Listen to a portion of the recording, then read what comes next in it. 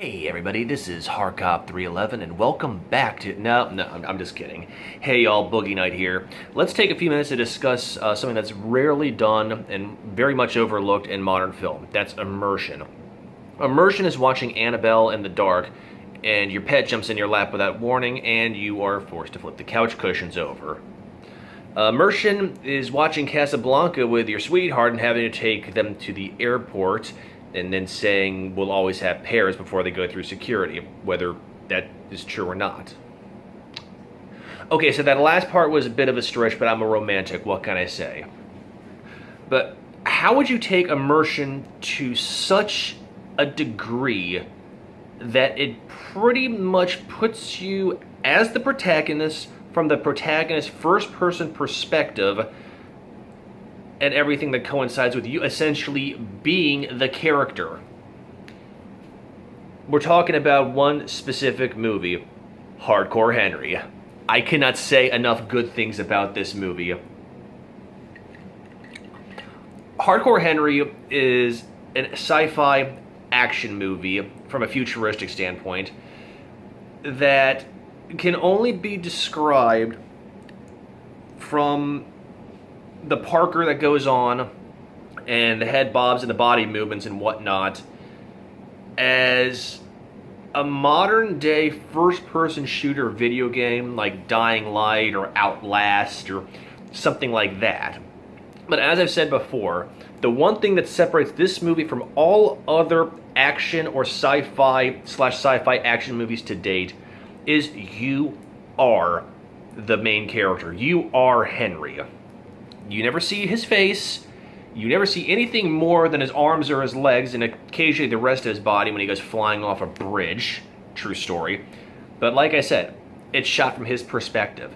So let me say this right out of the gate. If you are of the faint of heart, or the faint of stomach, which it was the case for some of my fellow moviegoers, I am so sorry about that, guys, this is not the movie for you. This is like going to Mission Space at Epcot and picking orange over yellow, or picking anything from Mission Space if you're definitely the faint of heart. I'm not going to try and give away too many spoilers, because once again, this movie was fantastic, and I would highly, highly encourage you to go see it. If that's your thing, and you can survive the crazy, crazy bits. I'm going to keep going back to immersion, so let's kind of go over just some of the basics. I mean, there is Parker involved, so he's jumping over things, so you see his legs kick out when he's jumping over something. You're seeing the head bobbing up and down when he's running up a bridge rail or something like that. He'll go flying through the air, so you see him go flying up in the air and going back down. All sorts of crazy stunts. You really don't have much of a moment to catch your breath. Once again, like a video game, it's constant action followed by quick, brief periods of calm, and then you're immediately thrown right back into the mix. You really don't have a chance to catch your breath. And I find that so fascinating and so refreshing for most movies nowadays. So, plot in a nutshell, because it is such a mind screw. Henry wakes up in a hospital, and a lady who's calling herself his wife, and apparently he has no memory, and once again, you can't tell because you're seeing it through his eyes, is getting his arm and his leg replaced, and she says that there's her wife, and blah, blah, blah, blah. Small flashbacks here and there. And then explosions occur. His wife gets kidnapped by a group of, I'm guessing, super soldiers, led by this very, very creepy man who looks like a cross between Olaf Mork from Amaranth mixed with Viserys Targaryen. And for the duration of this, we're just going to call him the Devil or Mr. Sinister, because his facial expressions are so creepy. The way he looks at you, or looks at everybody else in the room, it's like a cross between the 1,000-yard stare and the smirk of a torturer right before he's going to introduce you to his famous works. So Henry and his wife are running to escape from Mr. Sinister and his pack of 40 psychos. And this is where the first of many plot twists come in. You jump through a trap door, and I'm thinking, this is going to be the sewer. No. You are in an escape pod. The hospital was a floating airship high above downtown. I think it was Moscow, but don't quote me on that. So, his wife is screaming at him when the escape pod drops to pull. So, like any normal human being, if you're going to try and pull the switch to let loose the parachute, you're going to look up. And that's exactly what you do as Henry. Look up, yank, parachute. You see the parachute deploy up north above the escape pod. Lands on a bridge. Mr. Sinister is waiting for them, takes his wife away, and throws him off a bridge where you're seeing him tumbling ass over tea kettle through the air to land on the concrete. At this point, you, Henry, meet up with the first of many Sharlto Copleys. Now, if you're unfamiliar with who he was famous as the protagonist in District 9. And he is just as hammy in this movie as the rest. He explains the situation to Henry, and basically wants to help him get his wife back.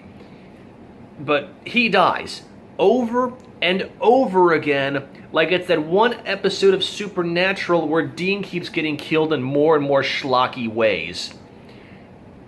And yet, Sharlto Copley keeps appearing as different versions of himself. 1 minute he's your average Joe, 1 minute he's a hippie, 1 minute he's a biker, 1 minute he's a very shy dude, 1 minute he is, I think, a World War II soldier, 1 minute he's a blow-smoking charlatan.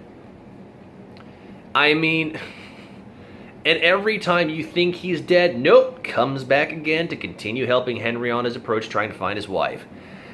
So during the part of this process,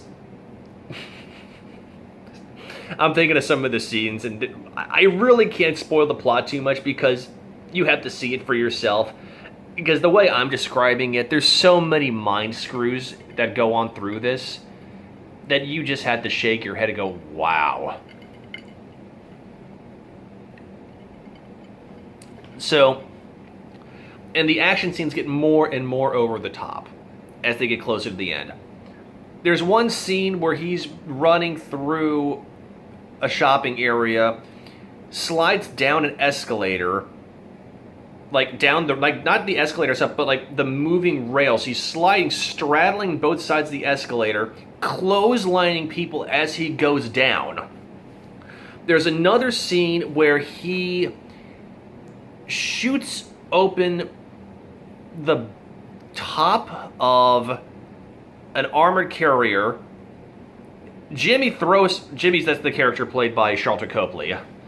All many versions of himself. Jimmy throws him a hand grenade. He drops it in the top of the armored carrier. The explosion lifts him off into the air, and you look down as him, and he lands on the back of a motorcycle and just keeps on trucking. You cannot make this stuff up. There's another scene on the same road chase where the back of another armed person APC comes open, and he just goes sailing through it, Henry does, with a Gatling gun and just blows everybody to hell. Just cruising right through on the back of his motorcycle, through the APC, with a Gatling gun. I mean, people are talking about how they cannot wait for Mad Max Fury Road to come out on DVD. I am pre-ordering Hardcore Henry just so I can have it to my collection. Just once again, compared to a new modern first-person video game like Dying Light, or as I'm hoping the next Half-Life will have the physics and the Parker and hauling yourself up on ledges and whatnot. But there's also a bit of Jason Statham as the transporter or Crank because of how schlocky and hammy the action is. And just some of the dialogue that goes on. I mean, there's one scene at the end that I will get to which has the most over-the-top death scene. I was one of several people that laughed. So, long story short, many versions of Jimmy later rescue Henry again. I think the last time that it happened was he was boxed in by a tank, shelled the crap out of, and left by the side of the road to die. Here comes another version of Sharlto Copley as Jimmy to take him to the secret lair, insert obligatory Dr. Evil remark here, to the secret underground base where he meets the real Jimmy, who explains Mr. Sinister's whole plan going forward, which is the strangest, hammiest, and can only make me think back to Shrek. I know, try putting those two and two things together, where the antagonist's main goal was to achieve perfection, but didn't think of the execution of it, nor did he think what would happen after his plan was achieved for continuity purposes.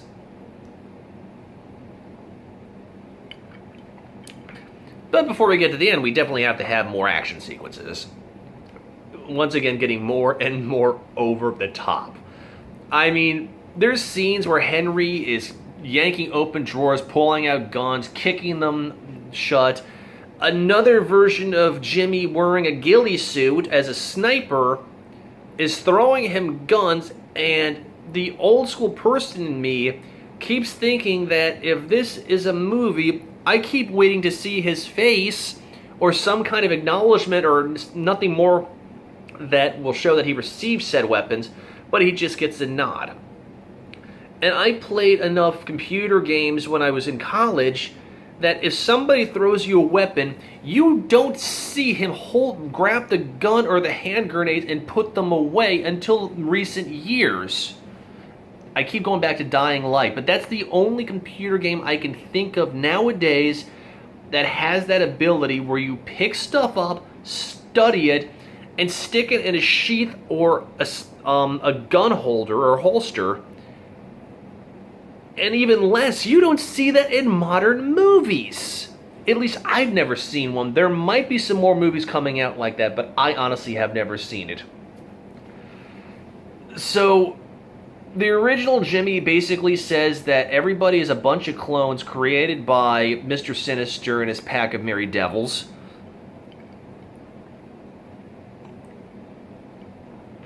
So the whole concept changes from Henry wanting to rescue his wife to killing this guy.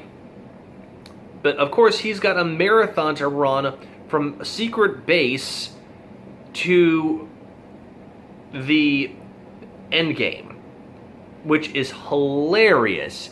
So, of course, the antagonist, like any supervillain in a sci-fi movie, is at the top of a super skyscraper in the middle of the city, surrounded by his super soldier clones, ready to raise hell and make Henry's life a living hell.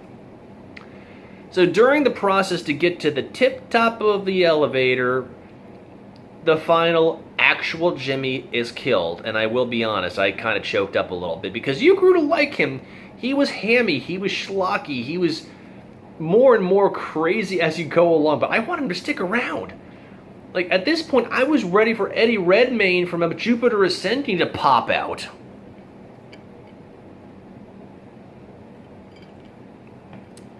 But get to the top, and out comes Mr. Sinister with, wait for it, Henry's wife. Turns out she was his wife all along, and this is when my eyes completely almost rolled out of my skull, that he was training their super soldiers just like Henry, who was a super soldier, and all the memories that he had, which were very few and far between, were just to try and fuel the inner emotion to achieve what Mr. Sinister wanted, which was implied to be world domination, and he succeeded. So off he goes with the actual wife, And Henry's surrounded by the gamut of super soldiers, so of course he channels his inner Bruce Campbell and demolishes them one by one or two by two and sends them packing in the most amusing and action way possible. Gets to the top for the final fight with Mr. Sinister or Lucifer and decapitates him with his own mechanical eye stalk. Oh yes, he rips out the eye and decapitates him with it. If that doesn't sound like something out of Crank, I don't know what does. But we're not done yet, kids. We're not done. He still has to take on his wife as the ultimate revenge. Like, I guess the antagonist's wife, formerly known as Henry's wife. But that was all a lie, so of course he's pissed. And I would be too. Because I just went through hell to save a woman that turned out not to be my own wife. Which could possibly be a case in... No, I'm just kidding.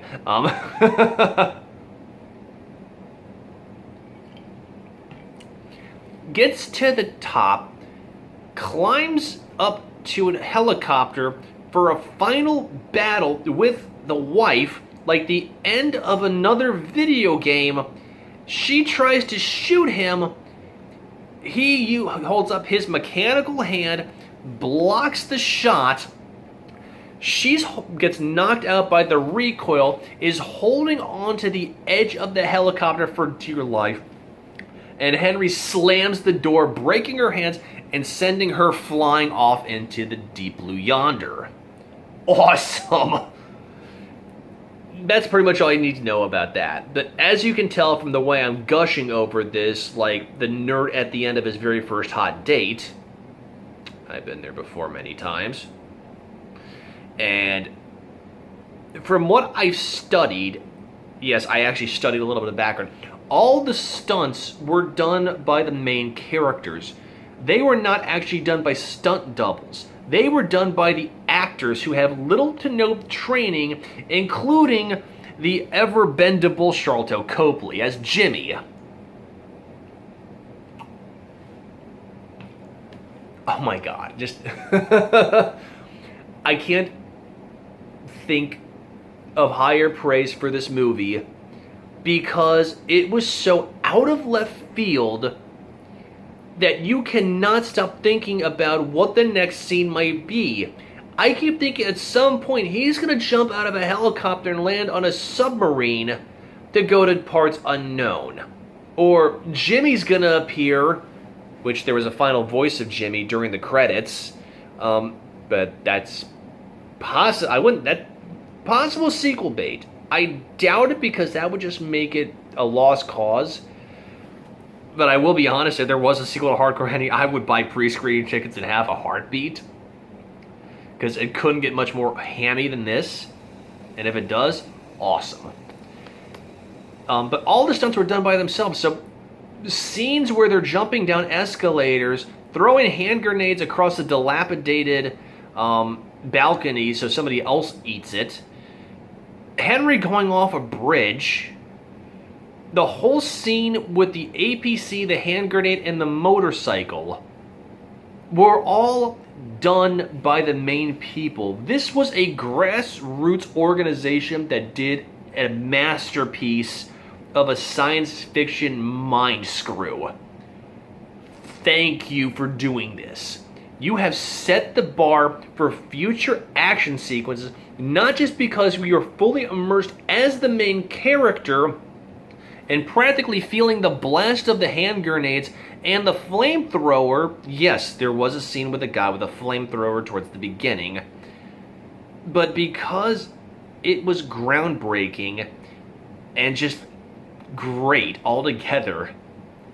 If you like science fiction or action or something that is so crazy like The Transporter meets Crank and, Jason Statham being himself, or just trying to break the mold on movies, this is for you.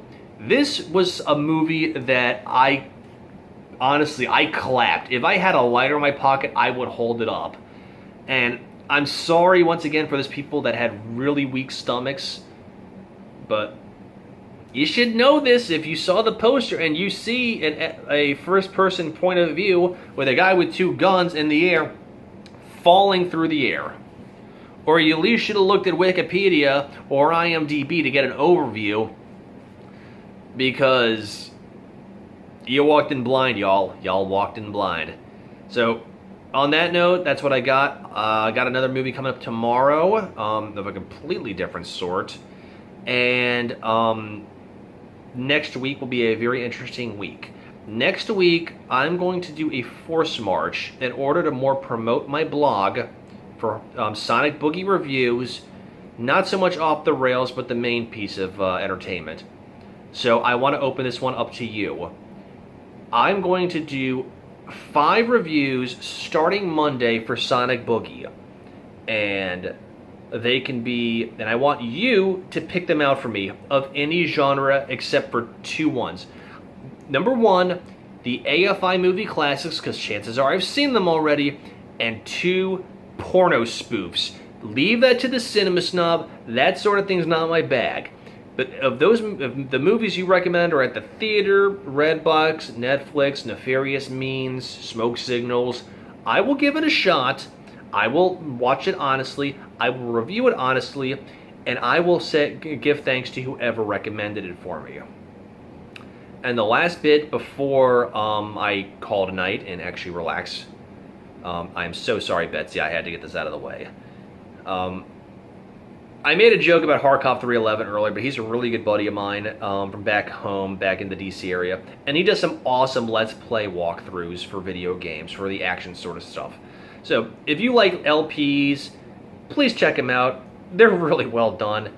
He's got some great commentary, and he can show you the ropes. So on that note, y'all have a good night, and I will catch up to you guys on the flip side. Peace.